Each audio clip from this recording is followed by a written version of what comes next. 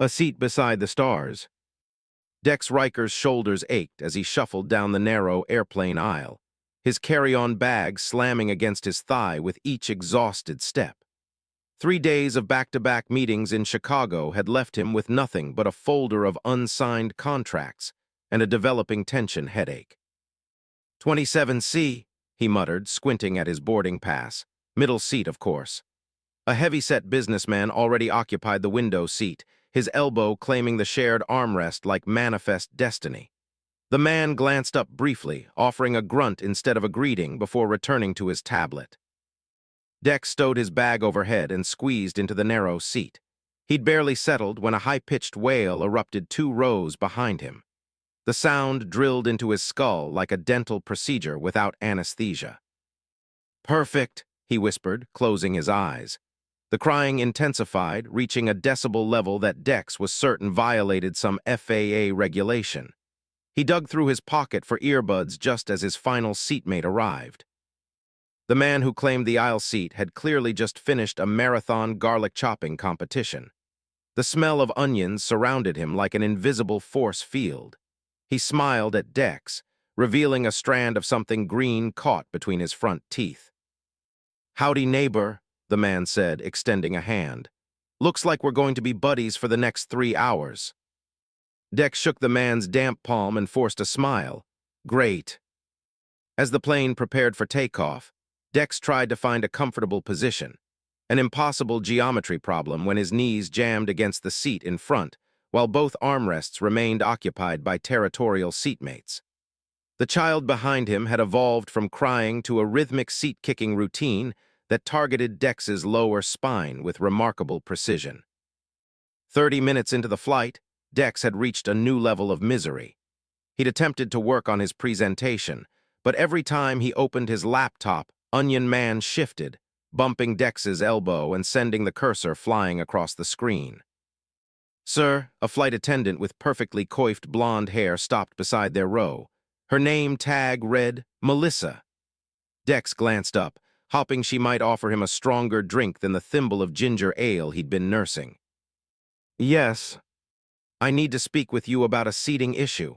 Her professional smile remained fixed, but her eyes darted nervously. "Could you step into the aisle for a moment?" Dex squeezed past Onion Man, who huffed indignantly at the inconvenience. "Is there a problem?" Dex asked, already calculating how this delay would affect his connection in Denver. Melissa lowered her voice. "Actually, there's been an administrative error with our seating assignments. We need to move you to first class." Dex blinked. "I'm sorry, what?" "First class," she repeated, her smile brightening. "We have a seat available and need to rectify this administrative oversight immediately, if you'll follow me." He should have asked questions. In any rational universe, he would have asked what administrative error could possibly result in a free upgrade. But fatigue and the constant symphony of crying had eroded his critical thinking skills. "Lead the way," he said instead, grabbing his laptop bag. Melissa escorted him through the drawn curtain that separated the unwashed masses from the privileged few. First class was a different world, wide leather seats, actual legroom, and blessed silence. No crying children, no garlic enthusiasts. "Here we are, 2B, Melissa said, gesturing to an empty seat in the second row. "Your new seatmate." Her smile faltered slightly before she recovered. "Can I bring you a complimentary drink once we're at cruising altitude?" "Whiskey neat," Dex replied, already feeling his muscles relax at the prospect of actual comfort. As Melissa retreated, Dex settled into the plush seat with a sigh of pure relief. He closed his eyes, savoring the quiet. When he opened them, he realized he wasn't alone. His seatmate had been obscured by the high seat back, but now as he turned, Dex found himself staring at the most extraordinary woman he'd ever seen. No, not woman, alien. She was tall, even-seated, with skin the color of twilight, a shimmering purple that caught the cabin lights and reflected them in iridescent patterns. Her hair cascaded past her shoulders in flowing waves of lavender, framing a face of angular beauty. But it was her eyes that froze him in place, large, luminous green with vertical pupils that narrowed as she studied him. She wore what appeared to be a metallic jumpsuit that hugged every curve of her distinctly humanoid but unmistakably alien form. Dex's brain stuttered through possible explanations. Cosplayer, elaborate makeup, hallucination induced by travel fatigue. "Hello," she said, her voice low and melodic with an accent he couldn't place. "I am Zira." She extended long, elegant fingers tipped with metallic nails that gleamed like silver. "Dex," he managed, taking her hand automatically. Her skin was warm and surprisingly soft, with a subtle vibration he felt rather than heard. "Dex Riker." Her lips curved into a smile that revealed teeth just slightly too white, too perfect.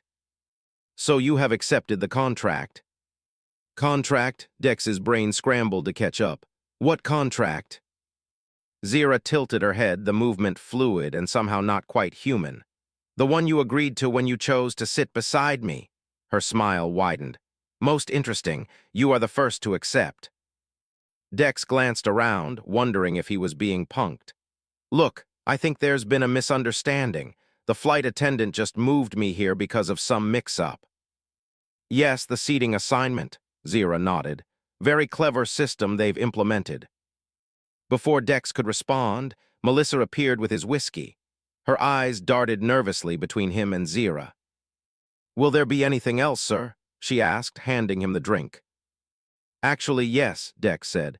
"Could you explain this administrative error? Why was I moved to first class?" Melissa's smile tightened. "Company policy, sir. I'm not at liberty to discuss the details." She turned to Zira. "Can I bring you anything?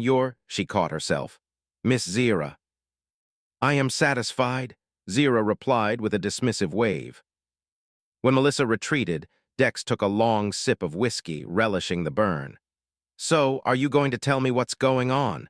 Because I'm getting some seriously weird vibes here." Zira leaned closer, and Dex caught a scent like caramel and exotic flowers. Under the laws of the Zircalian Empire, when one accepts a seat beside a royal personage of marriageable status, it constitutes a formal proposal of matrimony.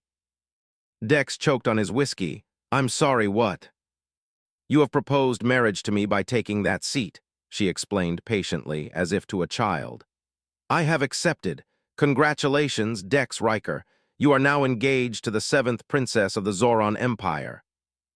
Dex laughed, the sound brittle even to his own ears.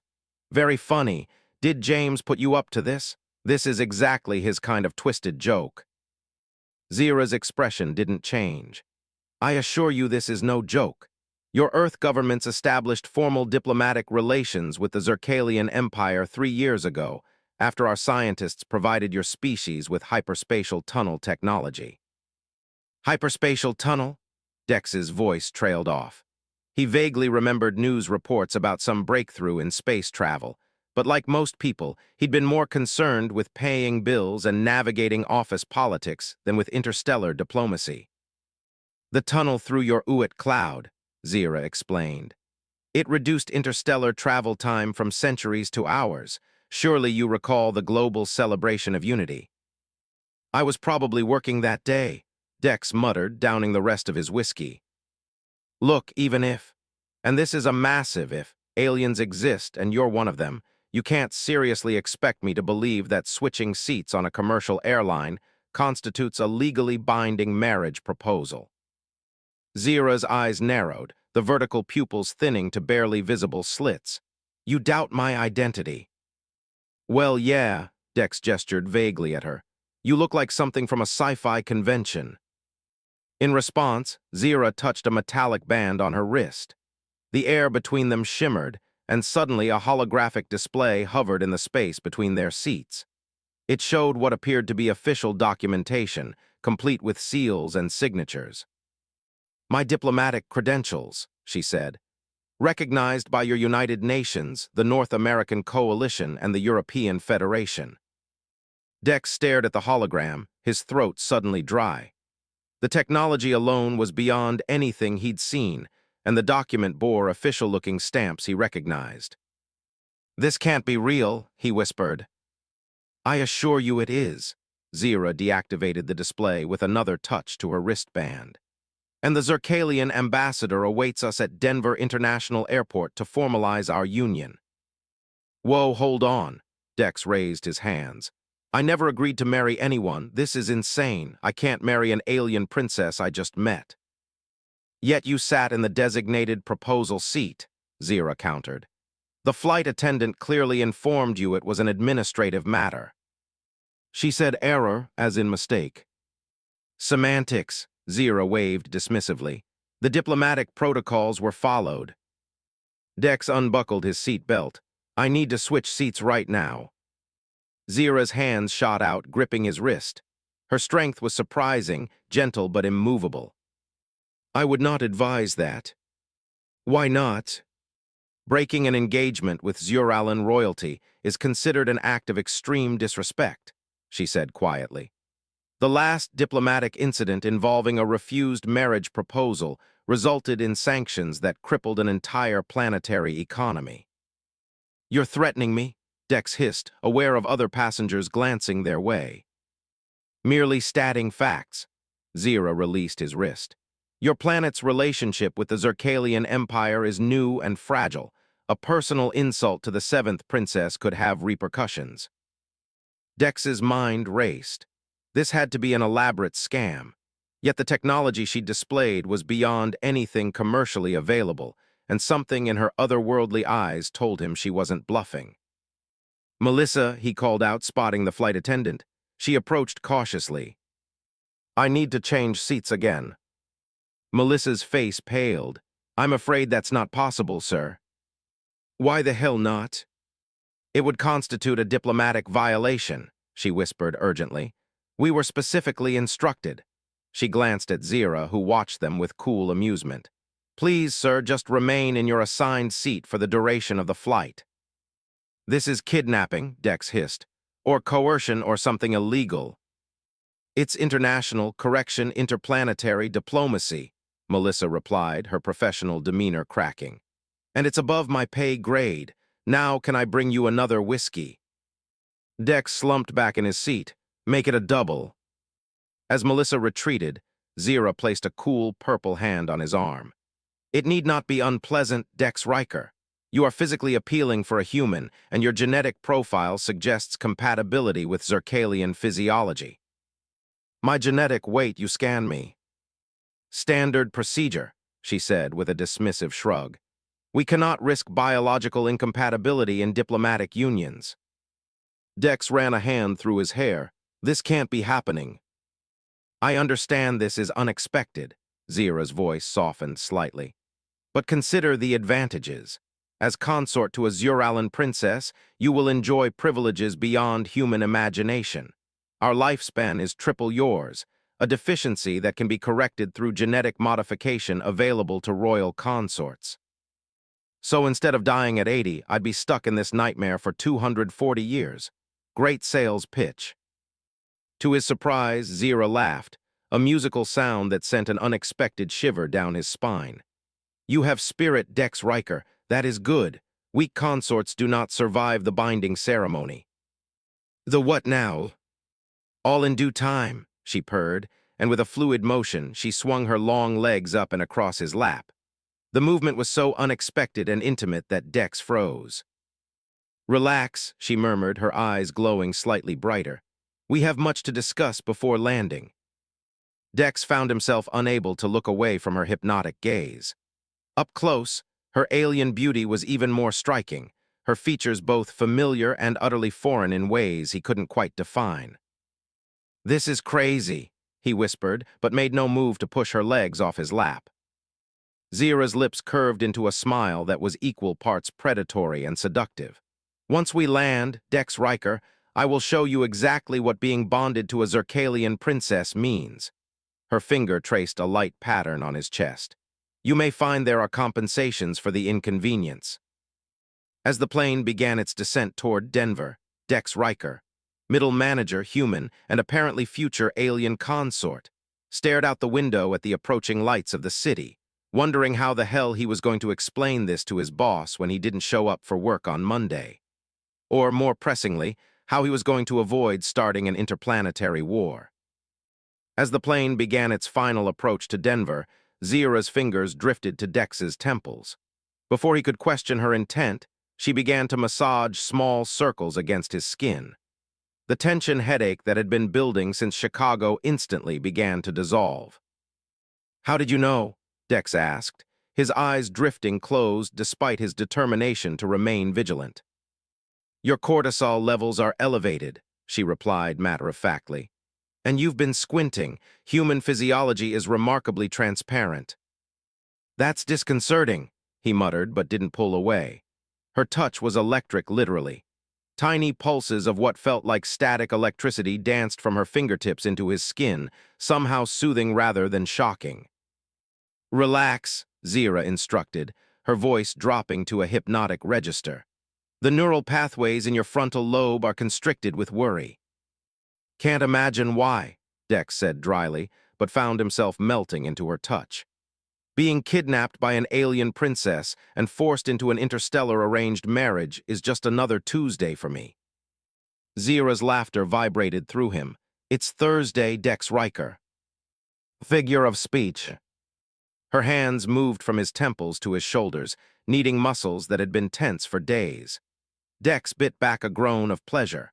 Whatever alien massage techniques she employed were working wonders on his body. "You know," he said, opening one eye, "for someone who's essentially abducting me, you're awfully accommodating." "Why would I mistreat my future consort?" She applied pressure to a knot between his shoulder blades that made him gasp.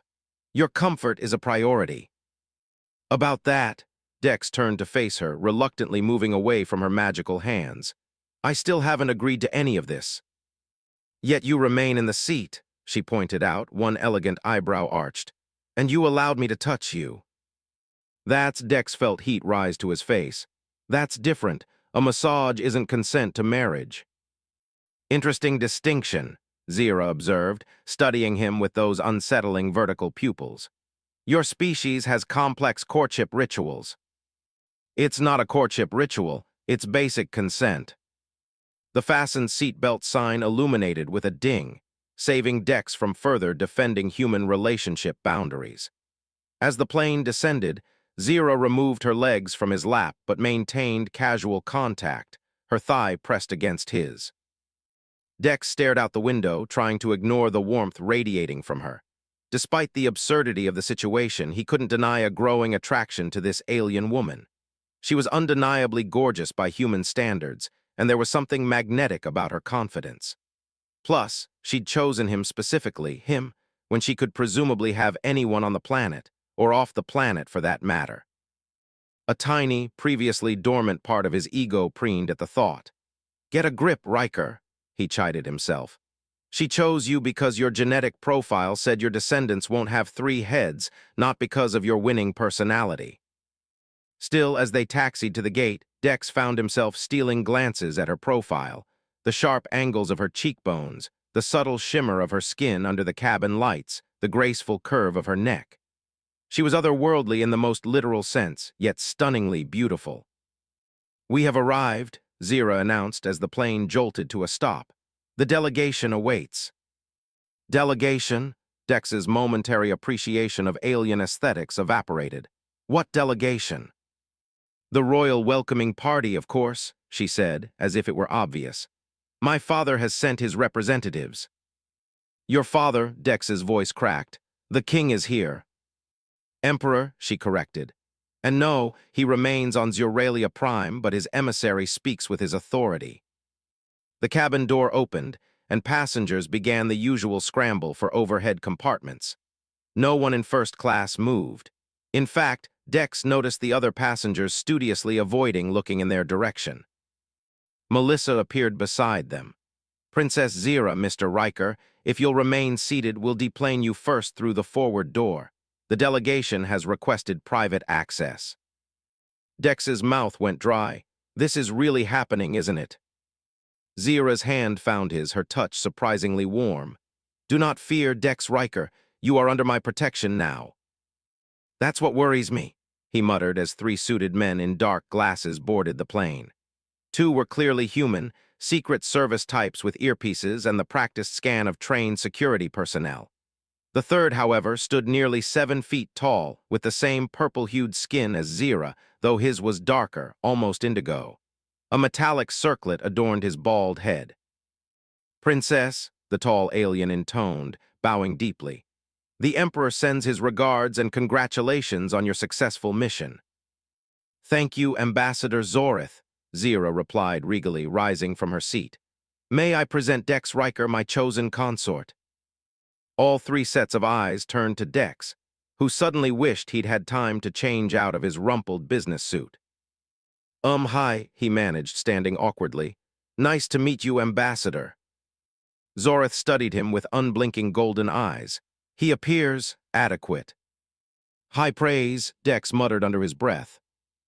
"Come," Zorith commanded, turning abruptly.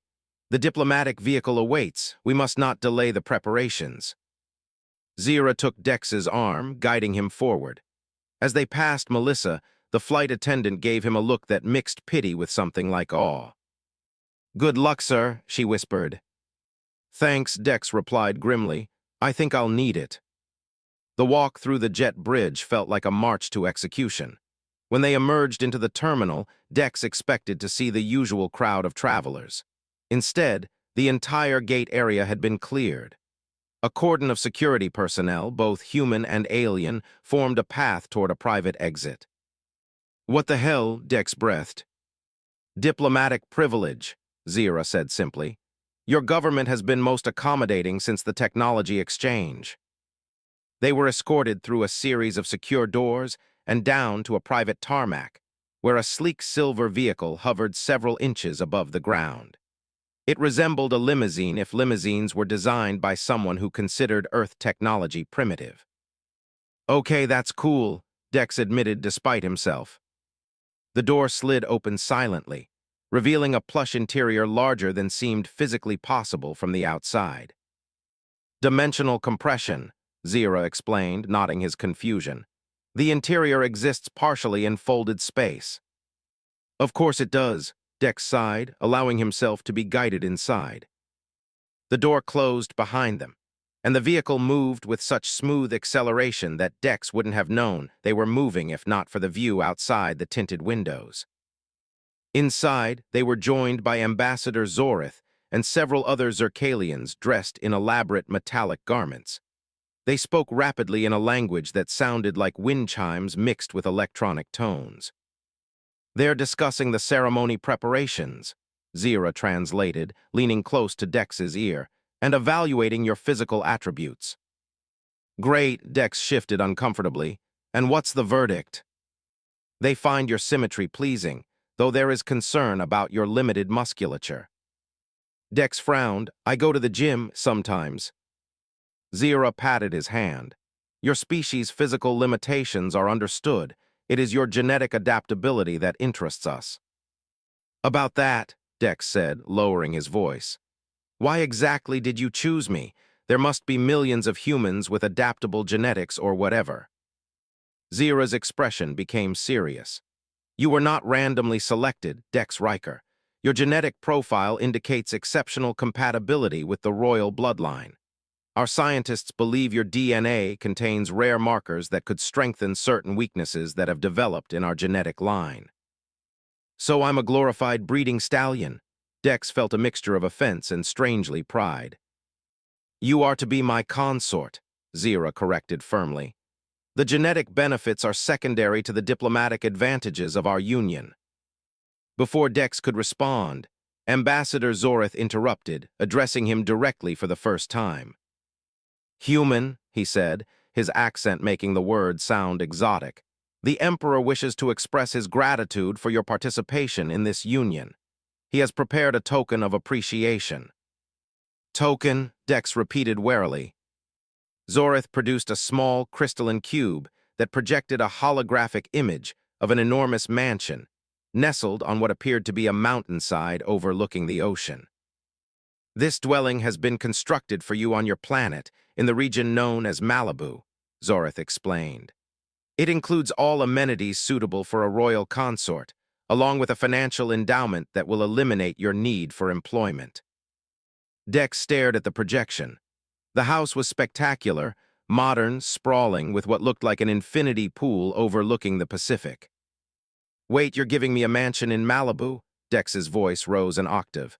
"And money, how much money?"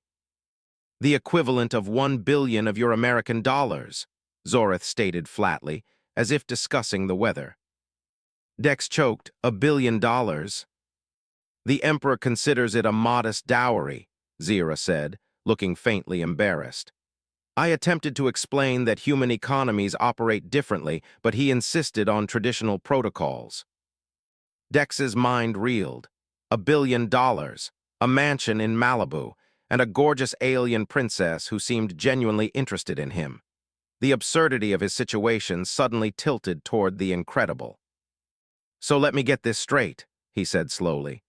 "I get you $1 billion and a beach house just for sitting in the wrong airplane seat." "Essentially," Zira confirmed with a slight smile, "though there are certain obligations that come with the position of royal consort." "Such as?" "We will discuss those after the introductory rituals," she said, placing a hand on his thigh. "For now, we have arrived at the embassy."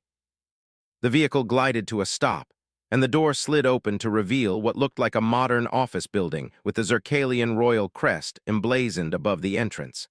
A stylized spiral pattern that seemed to shift and move as Dex looked at it. Inside, Dex was swept into a whirlwind of activity. Zircalian attendants measured him for ceremonial garments, while others briefed him on protocol. Zira was whisked away for her own preparations, leaving Dex with a stern-faced alien instructor who lectured him on the intricate details of royal etiquette. By evening, Dex's head spun with information. He'd been dressed in a surprisingly comfortable suit made of a material that adjusted to his body temperature and changed color subtly with his mood, currently a nervous blue-green. "The pre-bonding ritual begins in 1 hour," his instructor informed him. "Princess Zira will join you shortly. Do you have questions?" "About 1 million," Dex replied, "but let's start with, what exactly is a pre-bonding ritual?" "A series of tests to confirm compatibility," the instructor replied. "Physical, mental, and spiritual alignment must be verified before the formal ceremony." "Tests? What kind of tests?" "Each is unique to the couple," came the cryptic response. "Princess Zira has designed yours personally." With that ominous statement, the instructor left, and Dex paced the luxurious suite they'd provided. Despite the surreal circumstances, he found himself wondering what Zira had in store for him, and more surprisingly, looking forward to seeing her again. When the door finally opened, Dex's breath caught. Zira had changed into a form-fitting gown that seemed woven from liquid metal. It flowed around her body, accentuating every curve while somehow maintaining royal dignity. "You look," Dex searched for words adequate to the vision before him, "incredible." "Thank you," she replied, a hint of violet coloring her cheeks in what he assumed was a blush. "The ceremonial attire is somewhat ostentatious, but tradition demands it." "I'm not complaining," Dex gestured to his own suit. "Apparently this thing changes color with my mood. Fair warning, it might turn extremely impressed when you're around." Zira laughed, the musical sound he was already coming to appreciate. "I am pleased you find me aesthetically appealing, Dex. The feeling is mutual." "Really?" Dex couldn't keep the surprise from his voice. "I mean, you could probably have your pick of, well, the galaxy." Zira approached him, moving with that fluid grace that reminded him she wasn't human despite her humanoid appearance. "Physical attraction is complex across species," she said, reaching up to touch his face. "But yes, I find your features pleasing. Your eyes particularly, they reflect light in fascinating patterns." "Thanks," Dex said, feeling suddenly self-conscious. "So about this pre-bonding ritual." "Ah, yes." Zira's expression became more serious. "We should proceed to the ceremonial chamber. My cousin Vazrox has arrived and insists on observing." "Your cousin?" "He holds a position in the royal court," she explained, a note of tension entering her voice. "He is traditional in his views." The ceremonial chamber resembled a high-tech spa merged with an ancient temple. Glowing symbols adorned the walls, and in the center sat, a large pool filled with a luminescent liquid. Waiting beside the pool stood a tall, imposing Zerkalian male. His purple skin was darker than Zira's, almost black in the dim light, and elaborate scarification patterns decorated his exposed arms and neck. His eyes, a brilliant red, fixed on Dex with undisguised contempt. "So this is the human who presumes to enter our royal bloodline," he said, his melodic language somehow managing to sound harsh. "He appears even weaker than the images suggested." Vazrox, Zira acknowledged coolly, "Your presence is unexpected." "I would not miss the opportunity to witness this historic union," Vazrox replied with a smile that contained too many pointed teeth. "The Emperor may have sanctioned this divergence from tradition, but the court remains unconvinced." "The court's approval is not required," Zira stated firmly. "Only the Emperor's." "Of course, cousin." Vazrox bowed slightly, the gesture clearly insincere. "I merely observe. Please proceed with the ritual." Dex leaned towards Zira. "He seems nice," he whispered sarcastically. "He represents a faction that opposes human-Zerkalian relations," she whispered back. "Be cautious. The pre-bonding ritual is usually safe." "Usually." But accidents have been known to happen when Vazrox is involved. Dex swallowed hard. "Fantastic." Zira guided him to the edge of the pool. "The luminous immersion will test our biochemical compatibility," she explained. "We enter the pool together and allow the solution to analyze our cellular structures." "Is it safe?" Dex eyed the glowing liquid suspiciously. "Perfectly," she assured him, "for compatible pairs." "And if we're not compatible?" Her silence was answer enough. "Great," Dex muttered, "just great." Vazrox observed them with predatory attention as attendants helped them prepare for the immersion. Dex was instructed to remove his mood-revealing suit, left wearing only a thin, silvery undergarment that left little to the imagination. Zira similarly disrobed to a form-fitting bodysuit that accentuated her alien beauty. Dex tried not to stare, but found it difficult not to appreciate the grace of her movements as she approached the pool. "We enter together," she instructed, taking his hand. "Do not release your grip, regardless of the sensations you experience." "What sensations?" Dex asked, but she was already leading him into the glowing liquid. The moment they submerged, Dex understood her warning. The luminescent solution felt like liquid electricity, sending tingling pulses through his entire body. His vision blurred, replaced by swirling patterns of light and color. Through it all, he clung to Zira's hand like a lifeline. Then suddenly he felt her presence, not physically but mentally. A whisper of her consciousness brushed against his, curious and cautious. "Dex," her voice echoed in his mind, "can you hear me?" "Zira," he responded, shocked at the telepathic connection. "What's happening?" "The luminous immersion allows limited mental bonding, a preview of the full connection the ceremony will establish. This is unexpected. Your mind is exceptionally receptive." Before Dex could process this information, a searing pain shot through his nervous system. He gasped, accidentally inhaling some of the liquid which surprisingly filled his lungs without drowning him. "Zira, something's wrong." "Vazrox," her mental voice hissed. "He's altered the solution's composition. Hold on, Dex." Through the haze of pain, Dex felt Zira's consciousness envelop his protectively. The burning sensation subsided slightly, allowing him to focus. In the distance, he heard Vazrox arguing with someone, the words unintelligible but the tone clearly defensive. "We must emerge now," Zira instructed. "Together." With a tremendous effort, they broke the surface of the pool. Dex gasped, his body shaking from the experience. Around them, alarms blared and Zerkalian attendants rushed forward with medical equipment. "What happened?" Dex croaked, his throat raw. "Sabotage," Zira snarled, glaring at Vazrox. "The solution was contaminated with a compound toxic to human physiology." Vazrox spread his hands innocently. "A regrettable error in preparation, perhaps. It proves humans are too fragile for our rituals." "It proves you are a coward who fears change," Zira retorted, her usual composure cracking. The Emperor will hear of this. An accident, Vazrox insisted smoothly. But perhaps fortunate. It demonstrates the human's unsuitability before a formal bond is established. Dex, despite his physical distress, recognized the political maneuvering at play. This wasn't just about him. It was about Earth-Zircalian relations, about factions within alien politics he barely understood. Drawing on strength he didn't know he possessed, Dex straightened and faced Vazrox directly. Interesting strategy, he said, his voice steadier than he felt. Attempted murder as a negotiation tactic. Is that standard Zircron diplomacy or just your personal style? Vazrox's red eyes widened slightly, clearly surprised by Dex's direct challenge. You accuse me of attempted murder, he hissed. I recognize sabotage when I see it, Dex replied, falling back on his corporate experience. In my world, we call that a hostile takeover attempt. Usually means the aggressor is operating from a position of weakness. Murmurs rippled through the gathered Zuralians. Vazrox's face darkened to a dangerous shade of indigo. You know nothing of our ways, human, he snarled.